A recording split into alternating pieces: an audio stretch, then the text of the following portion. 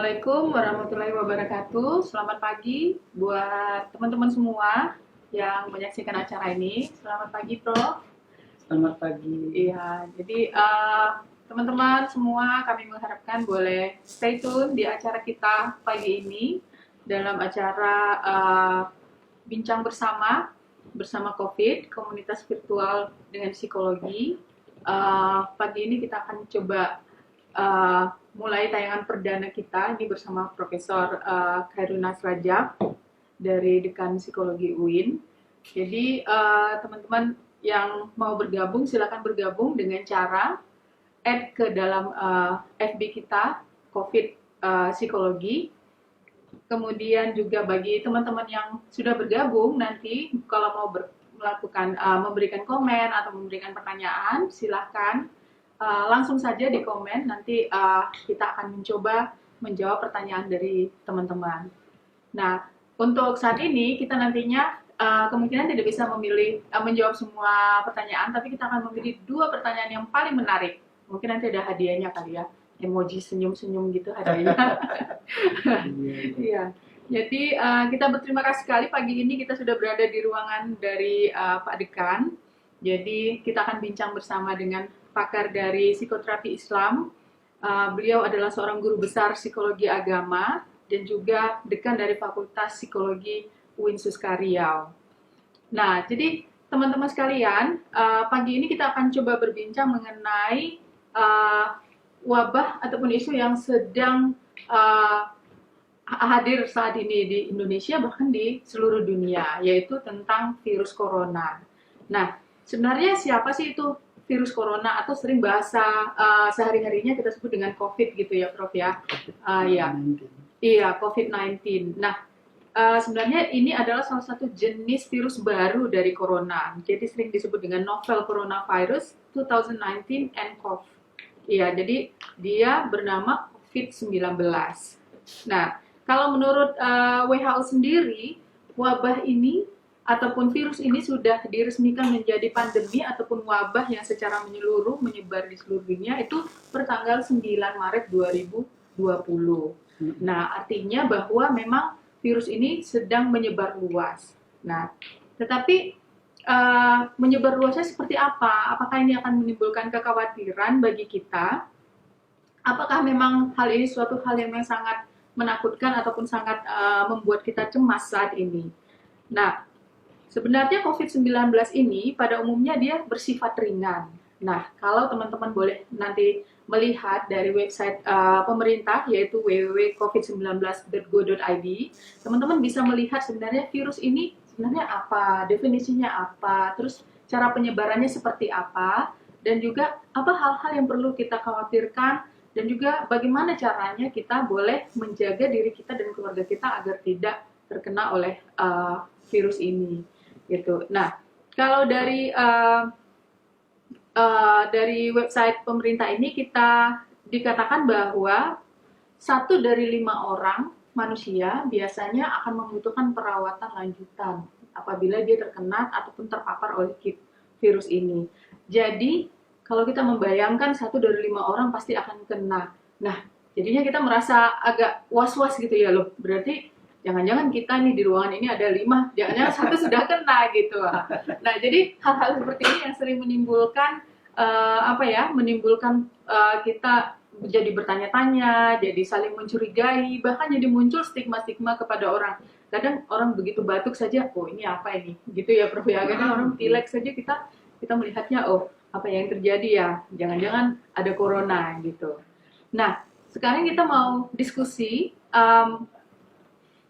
Sebenarnya kalau kekhawatiran kita itu bagaimana cara mengatasinya? Bisa nggak kita salurkan? Nah, kalau dari Badan Kesehatan Dunia sendiri, dia ada beberapa langkah untuk menyalurkan kekhawatiran kita nih, Prof. Contohnya, misalnya kita disarankan untuk rajin cuci tangan selama 20 detik di air mengalir dengan menggunakan sabun. Nah, kalau tidak ada sabun atau air cuci tangan, kita boleh menggunakan hand sanitizer. Kemudian juga kalau kita batuk ataupun bersin, kita memperhatikan etika batuk dengan menutup hidung atau mulut menggunakan siku bagian dalam misalnya. Kemudian juga kita diminta untuk selalu mengikuti perkembangan berita-berita misalnya COVID ini sekarang sudah di daerah mana, daerah-daerah yang termasuk dalam resiko tinggi, ya tapi bukan untuk membuat kita takut ya teman-teman, ini lebih untuk membuat kita waspada dan boleh menghindari daerah-daerah tersebut. Kemudian juga kita diminta oleh pemerintah kita saat ini, ada anjuran untuk membatasi perjalanan ataupun membatasi pergerakan ataupun pertemuan-pertemuan. Nah, karena itulah makanya hari ini, pagi ini kita mengadakan bincang secara virtual ini, karena kita diminta untuk membatasi pertemuan ya Prof ya. Jadi kita secara online, secara virtual, kita tetap bisa melakukan diskusi ataupun berbincang. Jadi walaupun kondisi seperti ini, kita bisa tetap untuk bersama-sama belajar ataupun sama-sama bertanya tentang virus ini.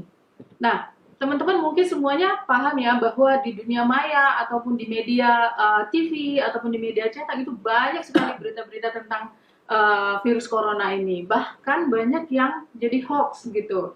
Ada orang bilang, oh kalau ada dapat kiriman barang online itu nanti virusnya dibawa dari sana gitu. Ada juga nanti bilang, oh kalau misalnya orang dengan etnis ini penyebab terjadinya corona gitu kan. Jadi banyak sekali berita-berita yang tidak sepenuhnya benar, berita-berita yang malah membuat kita semakin cemas dan semakin takut. Bahkan untuk yang lebih luas lagi, membuat orang ataupun sebuah komunitas menjadi panik. Nah, rasa panik ini, rasa panik yang berlebihan ini justru malah menimbulkan hal yang negatif. Tadi Profesor sebelum kita mulai streaming ini menyebutkan kalau misalnya kalau kita takut atau marah malah menurunkan imunitas ya Prof ya. Iya. Jadi yang seperti ini perlu kita hindari. Nah, jadi teman-teman, mungkin itu sedikit pengantar dari saya. Kita mungkin boleh dengar pendapat dari Prof ini. Kira-kira kalau kita untuk mengurangi rasa takut atau rasa cemas itu ada nggak sih Prof cara-cara ataupun mungkin tips-tips yang bisa kita gunakan sehari-hari dalam menghadapi situasi ini? Silakan Prof. Baik. Assalamualaikum warahmatullahi wabarakatuh. Waalaikumsalam. Bersyukur kepada Allah Subhanahu Wa Taala. Dalam hal ini kita ingin bincang-bincang memang ada persoalan yang menimpa masyarakat dunia ya. Dan Indonesia bagian dari itu, yang tentu tidak kalah penting untuk kita atasi sesegera mungkin agar virus COVID-19 ini bisa segera teratasi dengan baik oleh masyarakat secara umum. Dan tentu kita perlu kerjasama yang kuat antara pemerintah di sisi pengambil kebijakan dan masyarakat secara umum yang harus serta-merta mengikuti apa yang menjadi kebijakan pemerintah. Hal-hal lain yang sangat penting artinya adalah bagaimana sesungguhnya masyarakat dalam menghadapi wabah virus corona ini. Sebetulnya kita tidak perlu terlalu khawatir ya, karena setiap kita memang diuji dengan berbagai persoalan yang kadang kita memang belum mampu. Saya tidak mengatakan tidak mampu, belum mampu, karena kita belum tahu potensi kita sendiri. Begitu.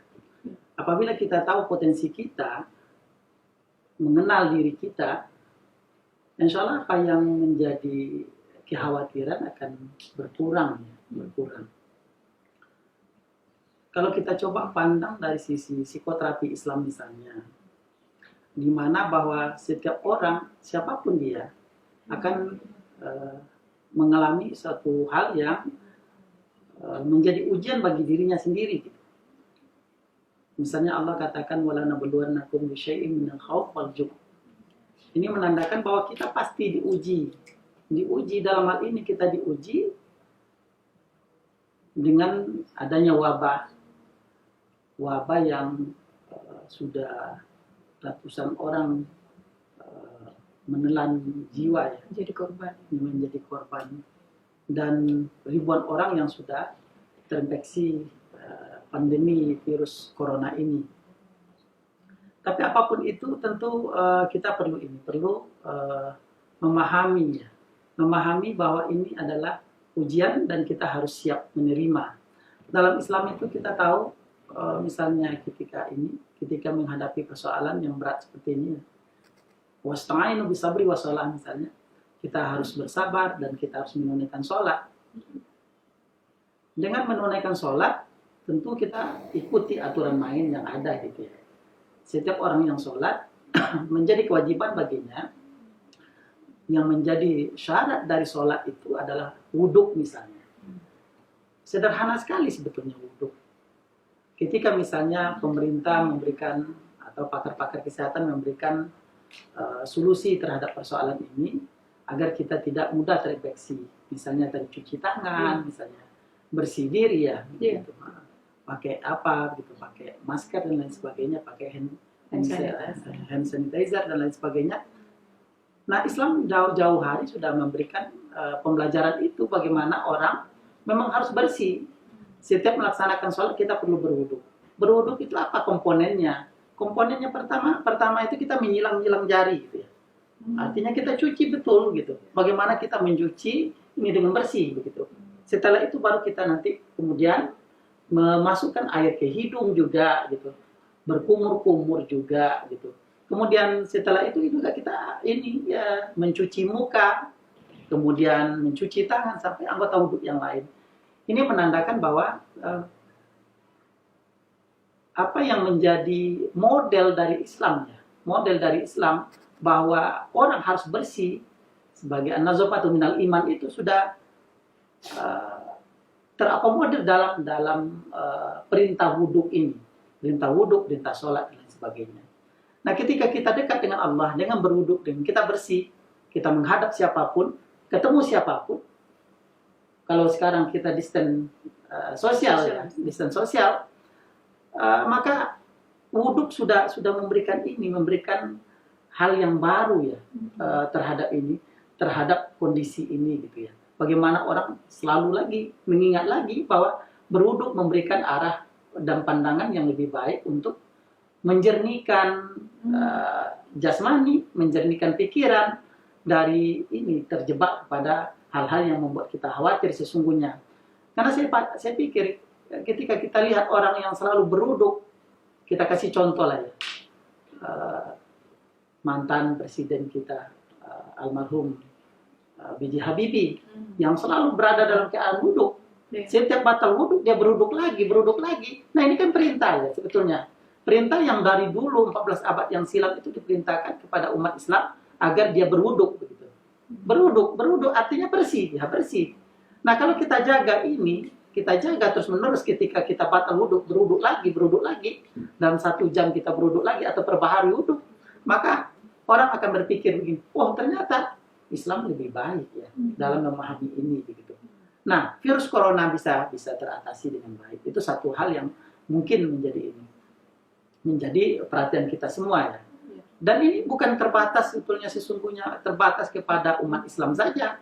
Umat Kristiani bisa melakukan cuci tangan misalnya atau dengan pola-pola itu tadi yang pada hakikatnya adalah bagaimana kita membersihkan diri kan begitu ya. Ya, benar. Membersihkan diri.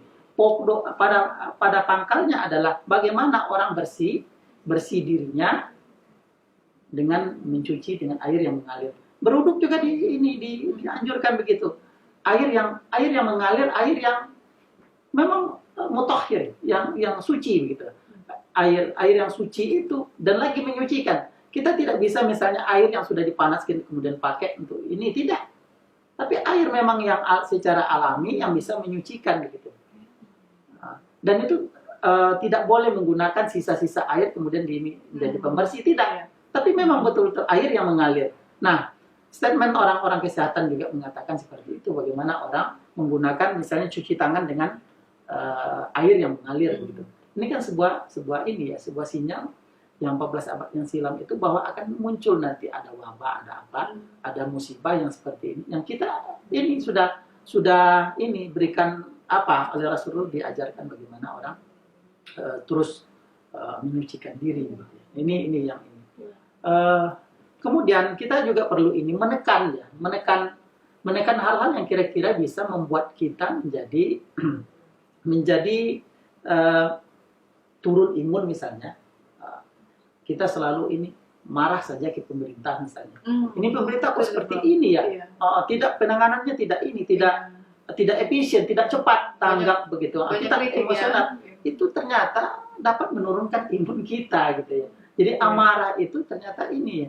Jadi dalam Islam dikatakan la ta'adab. Jangan marah, jangan marah. Nah, bahkan dalam sebuah ayat dikatakan dalam surah Ali Imran itu jelas-jelas sekali gitu ya. Bagaimana amarah itu bisa dikendalikan. Bukan marah tidak boleh. Nah, tapi kita kendalikan kapan kita harus marah, kapan kita harus tahan dulu, kapan waktunya marah, begitu ya. Kita perlu ini memanage ya, memanage keadaan jiwa kita agar kita berada dalam suasana hati yang ini ya positif gitu ya, positif. Ini hal-hal yang saya pikir sangat penting ya. Ternyata memang tadi kalau bicara misalnya kekhawatiran ya. Iya, betul. Kekhawatiran masyarakat khawatir. Nah, kekhawatiran yang menumpuk terus itu dapat menurunkan imun ternyata. Nah, imun di sisi kesehatan gitu ya. Betul. Nah, kalau ketakutan ini padahal kita tahu bahwa semua ini kan ini dinamika sebetulnya. Bahkan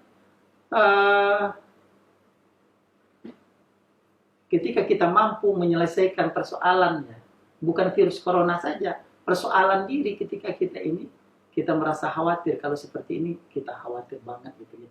Padahal ada solusi. Nah, orang ketika diberikan misalnya persoalan yang membuat dia khawatir, dia kembali cepat mengingat bahwa masalah ini akan selesai. Dia yang menyelesaikan itu yang terpenting kan kita sendiri. Betul, Bang. Jadi dalam psikoterapi Islam itu yang paling penting itu bagaimana dia menyadari bahwa saya ini salah. Ya salah, saya harus keluar dari kesalahan ini, jangan mengulang-ulang gitu ya. Dalam prinsip-prinsip ini tentu taubat lebih penting gitu ya. Ketika kita lakukan salah, ini salah, kita bertaubat, kita menyesali dan kita tidak akan mengulangi lagi. Maka juga saya katakan ini bagian dari psikoterapi ya. Dalam psikoterapi taubat saya tulis di mana-mana media juga saya katakan bahwa ternyata melalui psikoterapi taubat orang menyesali perbuatannya itu dapat menjadikan kesehatan mental yang lebih baik. Tentu ini yang jadi catatan kita. Saya ingin mengutip sebuah kutipan dari Al-Mahalati, misalnya orang nak sehat mental itu jangan sampai memikirkan tentang dosa. Nah, kenapa kita tidak perlu memikirkan, dilarang untuk memikirkan tentang dosa? Karena dosa nanti menimbulkan ini. Oh, saya salah ya. Saya salah. Berpikir untuk itu jadi problem. Karena itu solusinya adalah bagaimana kita menghindar dari dosa agar kita tidak berpikir tentang dosa. Karena dosa pasti menjadi beban terus. Nah, kita harus menghindarkan. Ini sudah salah, kita berhenti dari kesalahan dan tidak akan mengulangi. Kita lakukan yang terbaik terus untuk umat manusia. Barangkali itu.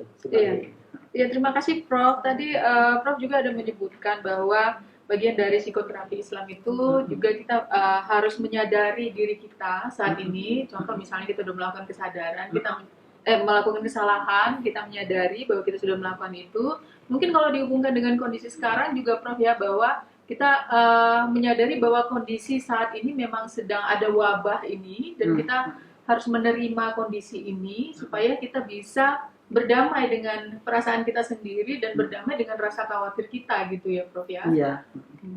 Oke, iya. Dan yang menarik juga tadi Prof ada menyebutkan soal bagaimana menekan amarah. Sebenarnya bukan menghilangkan ya Prof ya, tetapi bukan. Mengontrolnya, memanage-nya. Memanage amarah menjadi sesuatu hal yang positif. Iya, menjadi suatu hal yang positif dan kita tahu ditempatkan di mana, tidak hanya kita marah saja dengan kondisi saat ini dan jadinya saling menyalahkan gitu ya Prof ya, dan itu malah justru akan merugikan kita sendiri karena akan menurunkan imunitas tubuh kita sendiri. Pasti. Iya. Nah, jadi teman-teman itu tadi ada beberapa tips ya, karena pagi ini tema dari perbincangan kita saat ini adalah untuk bagaimana membuat kita berpikir positif dan juga menerima keadaan yang sekarang. Sehingga dengan menerima kondisi yang ada saat ini, kita juga boleh mengambil langkah-langkah untuk uh, penyembuhan diri sendiri. Misalnya kalau tadinya kita khawatir, bagaimana kita boleh mengambil langkah-langkah untuk mengurangi ataupun menyalurkan rasa khawatir itu. Nah, juga tadi yang sangat menarik bagi saya adalah ternyata dalam psikoterapi Islam itu ada tadi semacam teknik psikoterapi tobat ya. Iya. Prof udah punya tulisan tentang hal ini juga. Kemudian juga langkah-langkah dalam sholat sendiri, contohnya dalam wudhu.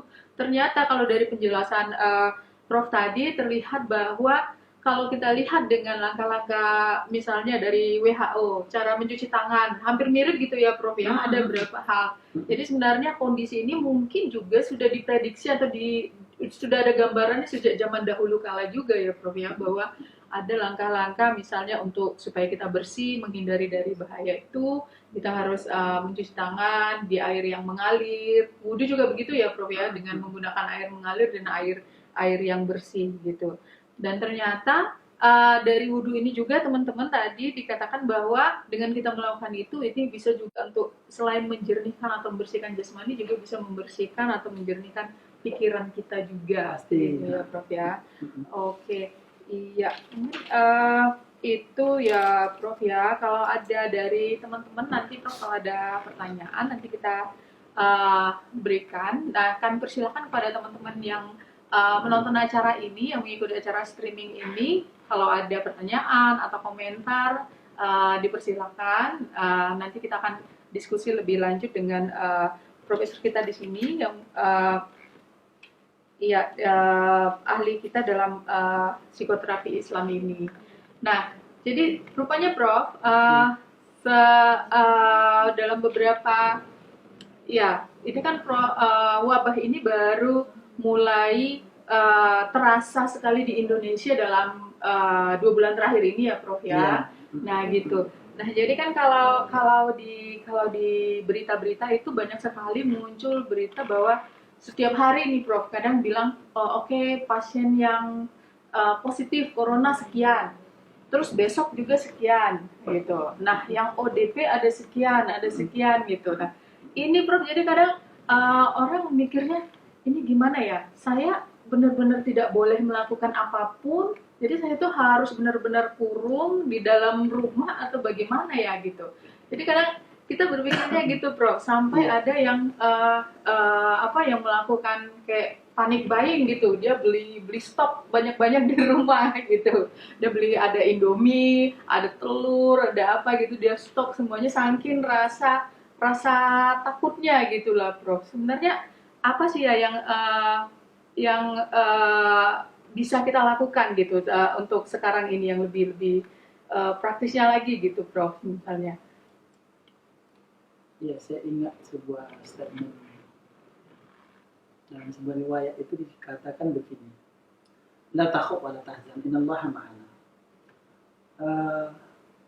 Kita mengurung diri tentu tidak serta-merta mengurung diri, saya pikir. Pemerintah juga tidak berharap seperti itu sebenarnya. Karena kita butuh ini ya, butuh makan, butuh apa dan sebagainya. Dan untuk mendapatkan makan tentu kita harus tetap bekerja seperti layaknya manusia yang hidup. Gitu ya. Perlu bekerja, perlu beraktivitas. Pemerintah juga menganjurkan misalnya, bagaimana misalnya dalam pukul 10 sampai 11 berjemur. Itu kan juga keluar ya, keluar. Nah ini menandakan bahwa antara pemerintah dengan dengan masyarakat sesungguhnya sudah bersinergi ya. Bagaimana masyarakat merasakan bahwa pemerintah sudah memberikan pandangan yang luas berkaitan dengan ini, berkaitan bagaimana dia tetap bisa menjaga diri untuk kestabilan emosi juga, kestabilan ekonomi juga. Gitu. Kalau mengurung diri sampai seperti itu lalu kemudian borong barang banyak gitu kan untuk stok gitu ya, kemudian tidak keluar rumah, itu juga persoalan ternyata kan gitu ya. Kita boleh keluar rumah tapi tetap jaga jarak iring mungkin. Kalau mobil itu saya lihat di apa itu tulis jaga jarak iring gitu ya. Ini menandakan bahwa kita tidak boleh merapat gitu, tidak boleh merapat. Nah, kita perlu jarak gitu kan. Dan sekarang pemerintah juga sudah beberapa ini menyebarkan misalnya untuk mendeteksi dini bagaimana bagaimana tingkat suhu panas Hmm. orang gitu dengan alat itu ya. Iya. Saya pikir ini sebuah langkah positif gitu ya. Tapi tentu saja kita tidak perlu terlalu khawatir dengan keadaan. Kita masih bisa berbuat kok. Masih bisa berbuat banyak, dan yang terpenting adalah bagaimana meningkatkan ibadah. Ibadah dalam hal ini tentu tidak harus tidak harus kontak sosial yang begitu ini gitu. Betul. Dalam kapasitas kita ini 1, 2 orang, 3 orang kita berinteraksi. Iya. Kita butuh itu memang. Seperti apa itu ya, zone politikon itu ya, bahwa masyarakat kita ini kita butuh hidup dalam sebuah komunitas begitu. Tapi komunitas kita batasi dalam kontak sosial yang terlalu ini. Dalam bahasa yang lebih apa itu social distance gitu ya. Jadi ini barangkali sebuah langkah dan upaya. Tetapi sekali lagi saya katakan, mengurung diri tentu tidak efisien ya, karena Betul, kita betul. butuh hidup ya, butuh hidup. Kita bisa saja melakukan apa, cuma ini barangkali bagaimana kita ini lokal lockdown ya, lockdown itu, agar kita tidak keluar tanpa sebab begitu ya, tanpa sebab yang jelas. Kita keluar rumah oleh sebab yang jelas gitu. Ya. Artinya kita butuh apa, kita pergi, dan seperlunya kita balik lagi gitu kan. Jangan nanti kemudian keluar untuk ini. Kalau dulu biasanya kita ini keluar mungkin ke mall kemana, Iya. kita kumpul apa sih, itu yang kita hindarkan. Tapi tetap kita keluar seperlunya apa yang kita harus ini punyai gitu, sebagai kebutuhan ini, untuk menahan diri agar apa yang dicanangkan oleh pemerintah untuk mengatasi persoalan ini bersinergi dengan masyarakat. Masyarakat harus paham betul gitu ya, paham dengan lockdown yang dimaksud itu seperti apa. Gitu. Kita juga kalau misalnya total lockdown juga jadi persoalan ya, di mana pula biaya pembiayaan ini. Negara juga sudah dalam kesulitan untuk mengatasi ini. Betul. Ini juga bukan hal yang sepele ya. Iya. Jadi pemerintah dalam hal ini tentu sudah berbuat banyak untuk ini, memberikan supporting makanan dan lain sebagainya untuk ini, untuk terutama orang yang kurang mampu, yang biasa bekerja keras, nggak bisa lagi ini kontak sosial dengan lain oleh sebab wabah ini. Ya kita sama-sama lah bersinergi agar semua yang menjadi problem ini bisa diatasi dengan baik. Barangkali. Iya. Iya. Jadi intinya kita bersinergi, mengikuti arahan pemerintah juga, Ya, gitu ya, Prof ya. Jadi tidak menimbulkan kepanikan, tidak menimbulkan tadi ada orang yang sampai harus stok berlebihan, begitu ya, Prof ya. Dan juga tidak harus sampai mengurung diri, karena memang wabah ini memang sudah meluas, tapi memang harus diatasi secara hati-hati. Pastinya kita yakin pemerintah kita juga sudah memikirkan semua kemungkinan ataupun langkah-langkah yang harus diambil untuk mengatasi masalah ini. Nah, kami masih menunggu pertanyaan dari teman-teman yang menonton bersama kita, yang ingin ikut berdiskusi dan berbincang dengan dengan Prof Karunas di sini. Kita ambil positifnya, betul. Kita kurangi negatifnya. Iya. Yang penting janganlah berprejudis ya, jangan berprasangka terhadap pemerintah.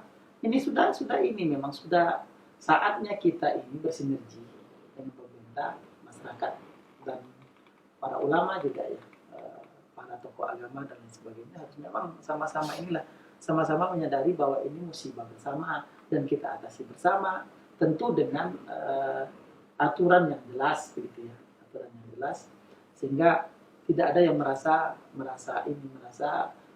ingin menang sendiri atau mempertahankan keangkuhan. Ini sudah salah. Betul. Kalau salah aja semua, siapa yang benar gitu ya? Tentu ini ya. Jangan saling menyalahkan. Jangan saling menyalahkan lah. Ini kan musibah kita atasi bersama untuk tujuan bersama, dan kita nikmati bersama setelah selesai ini. Saya pikir tidak akan terlalu lama cobaan ini akan usai begitu saja. Tapi kita tentu tetap komitmen dalam menjaga stabilitas ya, stabilitas, dan kita ikuti saja aturan yang dibuat pemerintah, kebijakan yang dibuat pemerintah dalam hal ini. Insya Allah kita akan lebih baik. Iya. Oke, jadi teman-teman semuanya, tadi ada beberapa masukan nih, khususnya buat kita yang sering menggunakan media sosial, yang sering melihat berita-berita. Ya, setidaknya kita tidak memberikan berita yang negatif ya, tetapi kita coba mengambil nilai positif dari kondisi yang ada saat ini. Kita jangan saling menyalahkan, baik itu kepada orang-orang di sekitar, ataupun kepada pemerintah kita, ataupun kepada keadaan ini. Tapi kita tetap yakin dan percaya bahwa cobaan ini pastinya akan berlalu gitu ya, Prof ya. Insya Allah. Iya. Prof, ini ada pertanyaan ini dari teman kita Langeng Nidana Mesala, katanya bagaimana psikologi agama memandang fenomena saling menyemangati di balkon oleh penduduk yang di lockdown. Ya, ini mungkin beliau ini pernah melihat gitu ya, kayak seperti di Jepang atau di Inggris, di Italia gitu ya, penduduk itu pada berdiri di balkon atau di jendela rumahnya masing-masing, mereka saling menyemangati, ada yang memberikan tepuk tangan buat para petugas medis, kalau nggak salah itu bagi orang para frontliner yang di depan yang menangani kasus COVID ini. Katanya mengingat konsep berserah diri pada manusia beragama adalah bersandar pada kuasa Tuhan. Nah, menurut Prof gimana ini tindakan yang dilakukan oleh orang-orang di sana?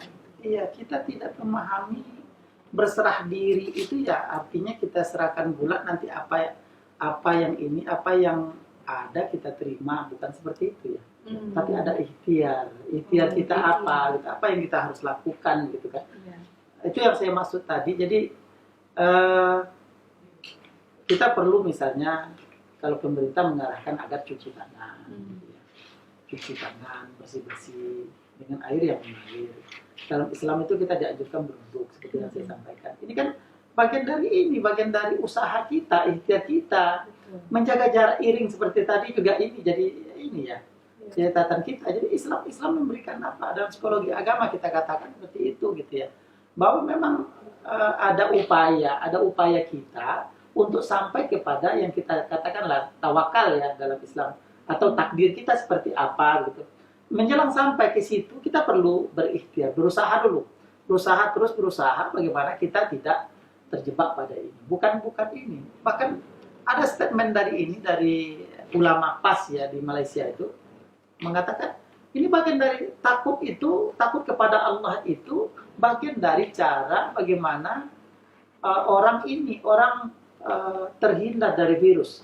Nah, arti kalau sudah dikatakan takut kepada Allah kita sudah bukan ini lagi, bukan hubbud dunia wa karihatul maut sesungguhnya, tapi takut kepada Allah untuk tujuan mendekatkan diri kepada Allah, beribadah terus beribadah, agar kita memang kita berdoa agar kita diberikan kemudahan agar wabah ini segera berakhir dengan ini gitu. Ada upaya bukan ya inilah takdir kita terima aja, lalu kemudian nanti kalau misalnya kena virus ya sudah, iza jaa ajaluhum aja gitu, udah sampai ajalnya ya mati gitu. Tidak ya, tidak seperti itu, tapi sesungguhnya kita berupaya berikhtiar untuk ini. Nah, kita lakukanlah ini, misalnya kita jaga jarak, kemudian kita bersih-bersih, dan kita selalu berdoa kepada Allah sedikit, kepada Tuhan, minta agar kita dibebaskan dari wabah yang sudah pandemi yang sedang ada. Iya, jadi itu buat teman kami tadi tentang berserah diri, bukan berarti kita berserah diri pasrah begitu aja ya Prof, tapi harus ada upaya ataupun ikhtiar dari kita, dan ini sudah ada disarankan juga di mana-mana juga sudah diberitahu, contohnya tadi soal cuci tangan, soal jaga jarak, soal wudhu juga gitu ya Prof ya. Oke, semoga bisa menjawab pertanyaannya. Kemudian ada satu pertanyaan lagi nih Prof. Tadi itu dari Bang Dede Pak Andi. Nah, ini pertanyaannya agak sedikit tajam gitu ya. Bagaimana pendapat Prof tentang penolakan jenazah COVID-19 oleh sebagian masyarakat? Gitu Prof. Soalnya kan kalau yang kita lihat di di media gitu Prof, ada semacam prosedurnya. Misalnya ada yang meninggal karena COVID ini, kalau dari pihak rumah sakit harus segera dikuburkan dalam waktu 4 jam gitu. Nah mungkin ini Bang Dedeknya melihat hal itu, ada beberapa komunitas ataupun masyarakat yang melakukan penolakan. Gimana itu? Kita memang perlu ini, memberikan penyadaran kepada masyarakat. Kalau penolakan tentu menjadi ini ya, menjadi sesuatu yang kontraproduktif ya. Di satu sisi memang ini kan ini ya, kita harus berikan ini kan fardu kifayah ya, fardu kifayah. Kita harus ini. Kalau penolakan oleh sebab ini, siapa sih yang mau ini, yang mau kena wabah itu, Betul. lalu kemudian kita tolak gitu kan? Kalau tiba di kita ditolak orang, jenazah kita ditolak orang, gimana lah kira-kira keluarga merasa apa gitu kan? Ini juga berlebihan saya pikir. Jadi kita inilah. Kita memang perlu ini, ada prosedur, ada SOP yang menentukan bagaimana pelaksanaannya. Tapi penolakan tentu saja ini ya. Ketika dia sudah dikubur kan selesai. Misalnya 4 jam setelah dia meninggal oleh sebab COVID, dikuburkan, itu kan udah selesai kan ininya. Tapi kalau misalnya sampai penolakan seperti itu, dia juga enggak kontak juga kan.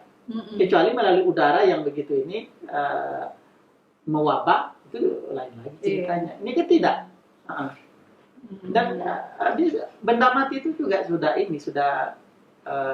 menutup untuk penyebaran sesungguhnya. Tetapi karena kekhawatiran kita untuk ini, oke kita ini, tapi jangan sampailah menolak jenazah seperti itu. Ini kan juga punya efek yang negatif terhadap keluarga ini. Jadi orang semakin cemas, semakin khawatir. Saya nanti kalau ini kena ini, jenazah saya ditolak ini gitu. Betul, ini kan jadi problem baru gitu kan. Bagi masyarakat yang masih hidup gitu ya, yang masih mengharapkan hidup lama gitu. Tapi ini gitu. Nah, kekhawatiran ini menjadi apa? Menjadi sumber penyakit baru gitu kan. Sudahlah tadinya kita ini ditimpa wabah yang pandemi seperti ini. Nah, kita menambah lagi, menambah penyakit baru gitu. Kecemasan baru untuk warga ini gitu. Saya nanti jadi ini juga jadi persoalan juga bagi saya ini, keluarga saya seperti apa gitu. Nah, sama dengan ini dulu virus HIV/AIDS. Orang juga nggak mau ngaku kalau dia ini, padahal dia harus pulih kan. Dia harus pulih. Yang dilarang itu kan misalnya kena virus HIV/AIDS itu. Yang dilarang itu kan berhubungan misalnya, menggunakan jarum suntik yang ini yang sama kan gitu ya. Kan itu aja yang kita hindarkan. Jangan sampai pula ini nanti jadi problem baru gitu kan. Ini kecemasan tingkat tinggi juga. Iya. Berarti sebaiknya tidak dilakukan seperti itu ya, Prof ya. Nggak sampai seperti itulah kita menolak gitu kan. Toh itu kan pelanggaran hak asasi juga sesungguhnya. Juga dalam menjadi bentuk kekhawatiran yang berlebihan juga ya. Iya, betul. Iya, dan nanti kedepannya kalaupun bisa makin membuat orang semakin cemas, malah munculkan persoalan baru juga gitu. Iya. Oke, itu mungkin semoga lah tidak ada ya Prof ya yang seperti itu ya. Artinya apalagi untuk pihak keluarga sudah dia merasa sedih tertimpa dengan masalah ini, tambah lagi ada masalah penolakan seperti itu akan memunculkan persoalan baru nanti ke depannya. Oke, mungkin ada pertanyaan lagi nih Prof. Waduh, sepertinya ada yang banyak bertanya ini. Ini dari Mbak Cahaya Makbul. Karena COVID-19 ini akhirnya banyak yang saling curiga, Prof. Bagaimana ini? Mungkin cara-cara apa yang harus kita gunakan supaya kita tetap berpikir positif agar sesama kita juga tidak saling curiga dan tidak saling panik gitu. Iya. Kalau dalam Islam itu kan dilarang sesungguhnya. Dilarang ya. Bersuuzon itu dilarang memang. Kenapa dilarang? Karena memang ini akan menjadi malapetaka sesungguhnya gitu kan. Kalau di antara kita saling curiga, saling ini ya jadi problem baru juga seperti tadi juga kan penolakan jenazah kan gitu tadi kan. Ini orang batuk, wah dicurigai langsung itu. Juga tidak ini kan perlu ini dulu. Nah, pemerintah juga melakukan itu kan, para ahli medis itu juga melakukan ini kan identifikasi terhadap seseorang gitu. Ini apakah terinfeksi virus corona atau tidak begitu. tidak juga orang banyak batuk, tapi bukan oleh sebab itu gitu kan. Nah, Betul. yang perlu kita ini tuh memang seperti yang sekarang dilakukan oleh pemerintah, misalnya tidak ada lagi yang ini, tidak ada penerbangan juga di ini. Oh, iya. Dari antar provinsi dan antar kabupaten saja sudah di ini ya, sudah di-cut gitu. Ini upaya ini memang upaya kita untuk tetap berada pada koridor yang ini gitu. Dan kita tidak perlu curiga misalnya kabupaten itu sudah mewabah, nanti merebak pula ke sini. Nah, kalau orang kabupaten A ke kabupaten B ketemu, nanti bahaya, nanti jadi ini gitu. Tapi pemerintah juga sudah berikan ini kan sesungguhnya, nanti di karantina sampai ada istilah ODP dan lain sebagainya. Betul. Nah, Iya. itu barangkali. Jadi janganlah saling mencurigai di antara kita gitu. Kalau Iya. kata Bro Riko Sulima itu kan jangan ada dusta di antara Oke, kita. jangan ada dusta di antara kita Iya, ya. betul. Oke, dan juga paling pentingnya tadi juga dalam Islam sendiri dikatakan dilarang untuk saling suudzon gitu ya, Bro Iya. ya. Jangan saling curiga karena itu malah akan menimbulkan masalah baru juga bagi Iya. kita gitu. Oke, masih ada pertanyaan kah? Apa itu? Mungkin ini dari Nafiza Fiza menanyakan pendapat Prof dengan masyarakat yang tidak, bagaimana pendapat Prof tentang masyarakat yang saat ini seolah-olah tidak menghiraukan aturan pemerintah untuk pencegahan COVID-19 ini. Bahkan di kalangan masyarakat itu ada semacam beredar pendapat, kalau mati aja, mati di tangan Tuhan gitu. Akhirnya dia menghiraukan arahan-arahan dari pemerintah dalam pencegahan COVID-19 ini, Bro. Iya, ini kan sikap apatis ya. Iya, Padahal yang kita butuhkan itu kan ini ya.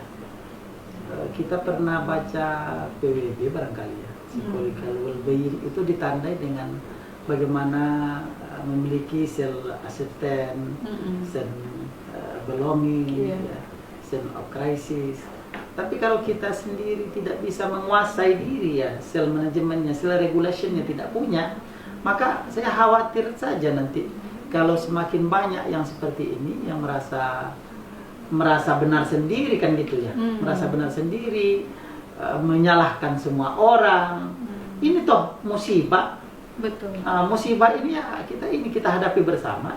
Setelah selesai kita keluar. Segera kita akan keluar dari sini. Tidak kan ini tidak jadi apa gitu kan. Bukan juga kita sampai takut mati oleh sebab itu, bukan ya. Kalau mati ya sudah ini juga gitu, sudah ditentukan ajalnya. Tidak juga, kita perlu berikhtiar tadi seperti yang kita katakan. Itu ini jadi catatan penting lah bagi masyarakat agar tidak terjebak pada hal-hal yang ini merugikan diri sendiri sesungguhnya. Kita perlu bersinergi ya, kita bersinergi antara kita dengan orang lain. Yang menandakan orang itu sehat mental misalnya, itu kan integrasi diri sesungguhnya. Bagaimana elemen dirinya merasakan bahwa saya ini perlu orang perlu saya. Dalam diri saya juga punya komitmen gitu. Saya ini bisa melakukan atau tidak. Bisa melakukan itu sudah dipertimbangkan lalu lakukan gitu. Tidak misalnya ragu-ragu gitu kan. Kalau orang ragu-ragu juga bagian dari ketidaksehatan mental sesungguhnya. Betul. Ragu, tidak percaya diri, self confident tidak muncul gitu kan. Nah, itu juga ini jadi perhatian kita secara psikologis gitu ya. Berarti kalau pendapat seperti itu lebih cenderung ke pendapat apatis ya, apatis ya. Apatis. Sementara kita harus berupaya optimistis, berikhtiar dan optimis juga gitu. Oke, iya, wow. Sepertinya pertanyaannya semakin bertambah ini, Prof nih. Iya. Oke, buat teman-teman kita masih punya waktu sekitar 13 menit lagi. Kalau ada masih pertanyaan boleh silahkan. Nah, ini kebetulan ada satu dari Sahat Martua. Dia ingin bertanya kepada Prof tentang ini nih, kebijakan lockdown. Kalau misalnya menurut Prof, misalnya pemerintah mengadakan kebijakan lockdown. Nah, kalau dipandang dari sisi psikologisnya warga, ini bagaimana menurut Prof? Karena pastinya sepertinya lockdown ini akan sangat mengganggu aktivitas. Nanti kira-kira pengaruhnya ke masyarakat itu bagaimana menurut Prof? Ya, lockdown secara total seperti yang kita katakan tadi tentu tidak mungkin ya. Tapi kita boleh keluar dalam batas-batas kepentingan yang memang sudah tidak bisa dihindarkan harus keluar. Gitu ya. Iya. Kalau kita sepakat dengan pemerintah untuk menahan diri dulu atas ini ya, kita pertimbangkan ini pentingnya seberapa, barangkali kita selesai saya pikir. Nah kan lama. Seperti apa ini kan karantina itu kan sekitar 14 hari kan ketahuan positif atau tidak. Dan setelah itu kan tidak ada lagi gitu ya. Nah itu mungkin yang jadi apa gitu kan. Kalau sampai pula ini tidak keluar rumah lalu kemudian diantar makanan ke situ, biaya dari mana gitu ya. Nah, kita dapat duit dari mana gitu. Kita berharap pemerintah juga dalam kesulitan gitu ya. Nah ini juga perlu kita pahami. Jangan pikir pemerintah tidak bekerja untuk ini gitu kan. Kita bagian dari ini. Tata kelola negara ya tidak semudah yang kita kita bayangkan. Kita juga kalau sudah jadi pemerintah itu juga kan kita pikir hari ini kita bukan bagian dari pemerintah misalnya, kita bagian masyarakat, kita pikir hari ini ya saya bisa melakukan ini, nah cobalah ketika kita berada di situ, semua pekerjaan, semua keluhan masyarakat kita hadapi sendiri kadang begitu ya. Kita kasihan nengok pemerintah kalau kita terus hujat saja. Kita cari jalan keluar, saya pikir berikan tawaran kepada pemerintah agar negara ini cepat keluar dari wabah ini, tentu lebih baik. Gitu. Jadi artinya kita memang inilah berkontribusi lah untuk mengatasi persoalan ini. Sekecil apapun kontribusi kita berikan gitu ya. Kita berikan kepada pemerintah agar kita keluar bersama-sama. Betul. Ya, sekarang kita pahami bahwa ini masalah kita bersama, bukan masalah pemerintah saja, tapi masalah kita semua, bangsa Indonesia, bahkan masyarakat dunia bahkan. Oke, jadi kepada yang bertanya tadi Bang Sahat ya, jadi kalau masalah lockdown total mungkin itu agak sulit ya di sini ya, tapi kita sendiri di sini harus bersama-sama mengikuti anjuran pemerintah. Pastinya pemerintah sudah memikirkan ini, sudah memiliki langkah-langkah. Jadi kita mari melihat pandemi ini atau mengatasi pandemi ini sebagai upaya bersama antara masyarakat dengan pemerintah, sehingga masalah ini nantinya bisa cepat teratasi. Begitu ya Prof ya. Oke, itu apakah ada lagi pertanyaan? Oh iya, ini ada satu lagi nih Prof, dari Desi Norita. Nah ini sebenarnya tadi udah kita bahas juga di awal sedikit tentang ini Prof. Katanya apa pendapat Prof tentang pemberitaan kasus memposting berita-berita tentang hoax dan juga tentang kematian yang cenderung meningkat setiap hari gitu. Apa seharusnya yang dilakukan agar pemberitaan-pemberitaan itu tidak menimbulkan kecemasan berlebih di masyarakat?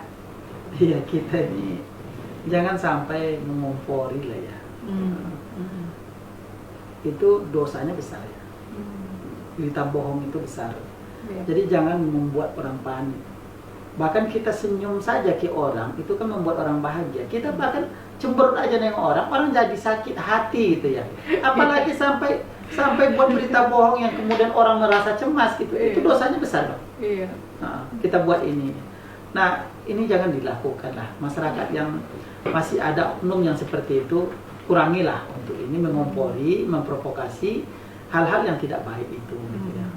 Ini kan berita bahkan faktanya seperti itu, kita perlu juga tahan agar tidak sampai kemana-mana gitu. Dalam psikoterapi Islam atau konseling, kita tidak boleh membongkar semua ini ya, semua cerita ke orang gitu. Ada yang kita tahan sendiri gitu ya. Artinya ada azas yang kita sebut dengan kerahasiaan. Jadi kerahasiaan itu tidak boleh kita bocor-bocor ke ini gitu. Jadi kita tahan. Makanya filter misalnya ada berita hoax. Kita cukup sampai di kita ini berita ini harus kita tahan, kita tutup gitu ya. Bagaimana tidak menyebar kemana-mana berita bohong itu yang dapat merugikan. Ini memang jadi ini ya memang. Ini pandemi juga sih kayaknya.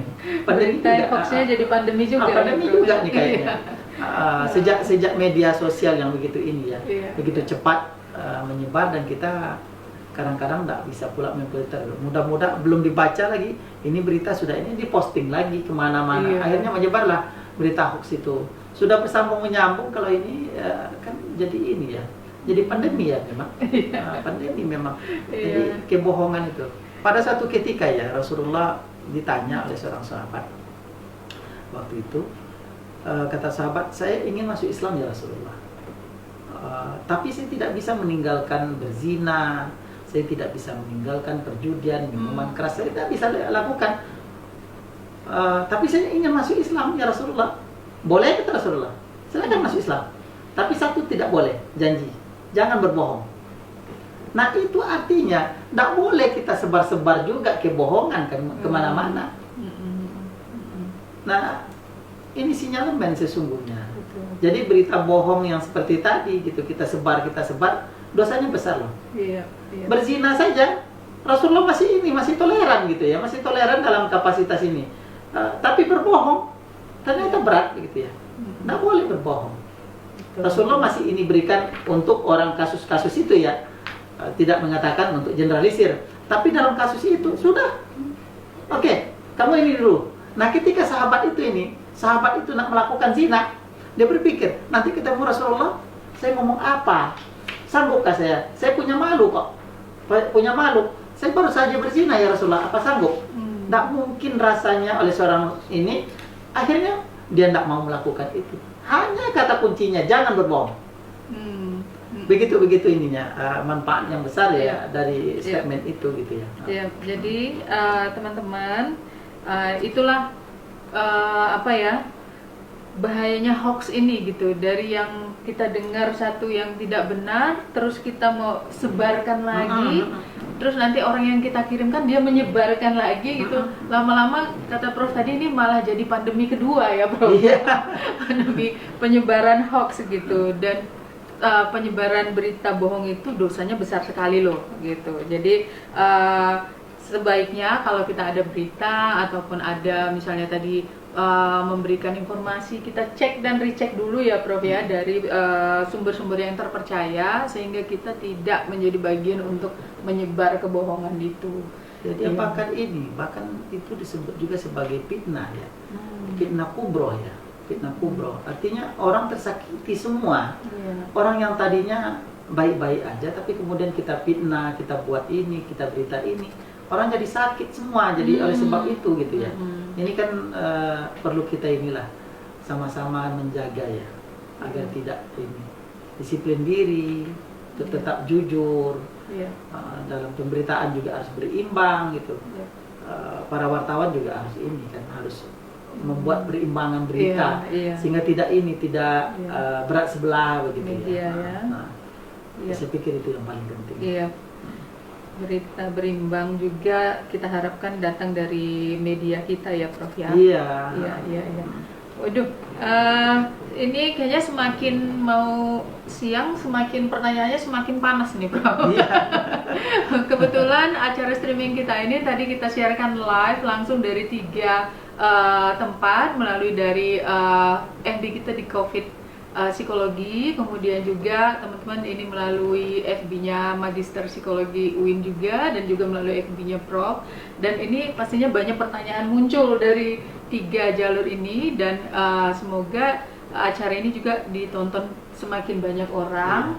Artinya bukan kita mau mau gimana gitu, tapi kita mau mengajak setiap orang untuk boleh semakin berpikir positif dan menerima kondisi saat ini, bahwa kita di tengah-tengah pandemi saat ini ada ternyata loh hal-hal positif yang bisa kita lakukan gitu ya Prof. Contohnya tadi yang paling dekat adalah misalnya soal hoax ini, kalaupun kita menerima yang berita yang tentang hoax, cukup sampai di kita saja gitu ya Prof, jangan kita sebarkan lagi ke tempat yang lain gitu. Oke, ini ada pertanyaan juga lagi Prof dari Leli Atikasari. Ini mungkin ibu rumah tangga ini Prof. Dia bertanya bagaimana cara menangani anak yang suka main keluar rumah walaupun sudah diperingatkan tentang COVID-19. Anaknya tidak bisa tenang di rumah, malah kerjanya pengen keluar terus dan sulit untuk dinasihati. Nah, mungkin ada tips ini Prof buat yang punya anak-anak, kebetulan anak-anak kan lagi libur ini kan Prof, Iya, iya, diliburkan iya. dari sekolahnya, disuruh belajar di rumah. Nah, ini salah satu masalah juga nih, kesulitan bagi para ibu-ibu rumah tangga. Iya, anak itu kan masa ini ya, masa dimana dia suka ini ya, suka bermain dan lain sebagainya. Iya. Dan kita perlu ini memang perlu apa namanya, perlu mendampingi ya. Boleh aja anak itu keluar, saya pikir. Kalau sampai tidak keluar pula kan jadi masalah pula nanti dari psikologis anak gitu ya. Ini ditekan, bagaimana ditekan gitu ya. Jadi kan ya kita bagaimana mendampingi beliau, anak-anak itu, sehingga anak-anak itu merasakan bahwa ini memang ini perlu ini perlu lockdown gitu misalnya ya, mengurung diri seperti apa, dan juga ini diberikan kegiatan-kegiatan ini, kegiatan-kegiatan yang positif di dalam rumah misalnya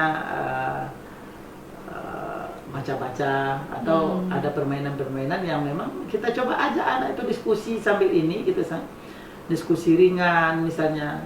Bagi ibu rumah tangga juga mungkin anak-anaknya tuh ini suka makan apa gitu, bikin gitu, masak gitu kan, makan bersama-sama gitu kan, gitu kan, macam inilah, macam apa, keluarga rileks dalam keluarga ini.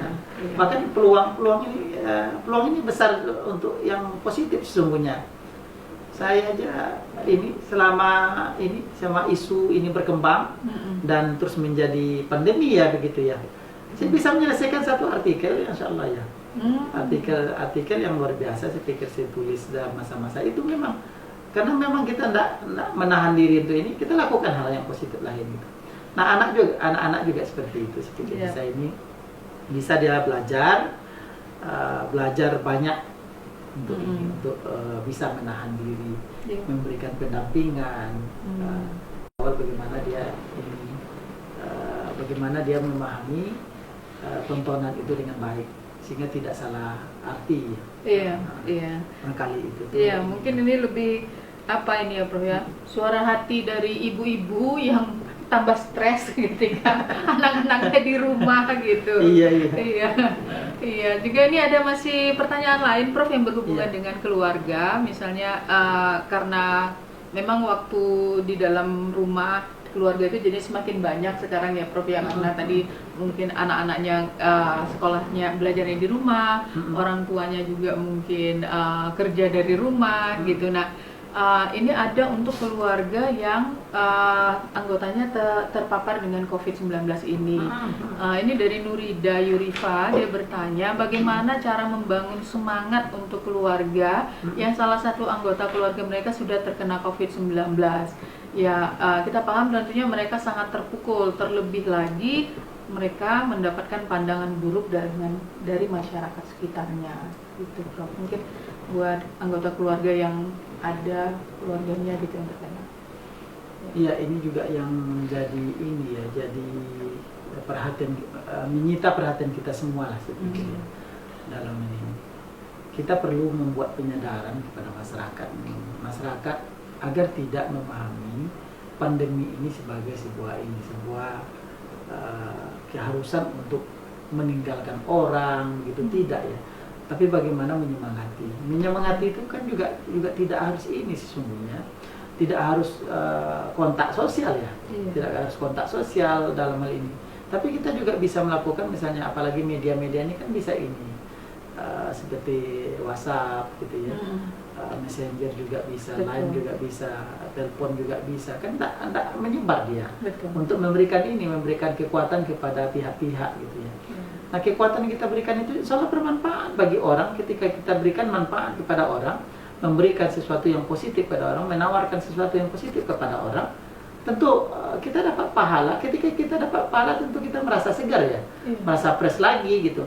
Kita sudah tawarkan kepada ini, apalagi orang tuh mengucapkan juga terima kasih, ini sebuah motivasi yang luar biasa untuk kami gitu.